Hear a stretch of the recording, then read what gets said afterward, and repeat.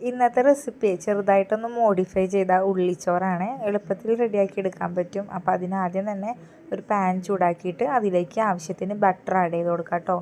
എന്നിട്ട് പിന്നെ ചെറുതായിട്ട് ചോപ്പ് ചെയ്ത് വെച്ച ഗാർലിക്കും കൂടി ആഡ് ചെയ്തിട്ട് ചെറുതായിട്ടൊന്ന് മൂപ്പിച്ചെടുക്കാം. എന്നിട്ട് പിന്നെ നമുക്കതിലേക്ക് ചെറുതായിട്ട് കട്ട് ചെയ്ത് വെച്ചിരിക്കുന്ന കുഞ്ഞുള്ളിയും കൂടി ആഡ് ചെയ്ത് നന്നായി ഒന്ന് മിക്സ് ചെയ്തെടുക്കാം. ഈ ടൈമിൽ നമുക്ക് ആവശ്യത്തിന് ഉപ്പും ആഡ് ചെയ്ത് കൊടുക്കാം കേട്ടോ. നമുക്ക് ഇതിലെ വെളുത്തുള്ളി ആയാലും അതേപോലെ തന്നെ കുഞ്ഞുള്ളി ആയാലും നന്നായിട്ടൊന്ന് മൂത്ത് വരണം കേട്ടോ. അതാണ് പരുവം. ഇതൊന്ന് മുരിഞ്ഞ് തുടങ്ങുമ്പോൾ നമുക്ക് കുറച്ച് മഞ്ഞൾപ്പൊടിയും കൂടി ആഡ് ചെയ്ത് കൊടുക്കാം. ഇതിൽ പിന്നെ വേറെ പൊടികളായിട്ട് വേണമെങ്കിൽ നമുക്ക് കുരുമുളക് പൊടി ആഡ് ചെയ്ത് കൊടുക്കാം. ഞാനിവിടെ ആഡ് ചെയ്ത് കൊടുക്കണില്ല കേട്ടോ.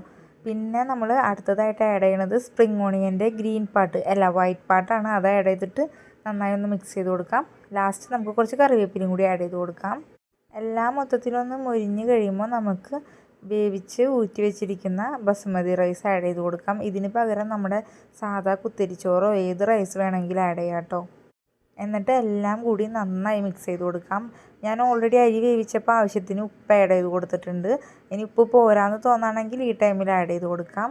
ഫൈനലായിട്ട് നമ്മൾ ആഡ് ചെയ്ത് കൊടുക്കുന്നത് സ്പ്രിംഗ് ഓണിയൻ്റെ ഗ്രീൻ പാർട്ടാണ് കേട്ടോ. ഈ സ്പ്രിംഗ് ഓണിയൻ ആഡ് ചെയ്യാൻ മാത്രമാണ് ഞാൻ എക്സ്ട്രാ ചെയ്തിട്ടുള്ളൂ. അപ്പോൾ ഞാനിവിടെ ചിക്കൻ കറിയുടെയും പിന്നെ ചിക്കൻ വിങ്സിൻ്റെയും കൂടിയാണ് ഇത് കഴിച്ചത്. ഇത് തന്നെ കഴിക്കാനും നല്ല ടേസ്റ്റാണ്.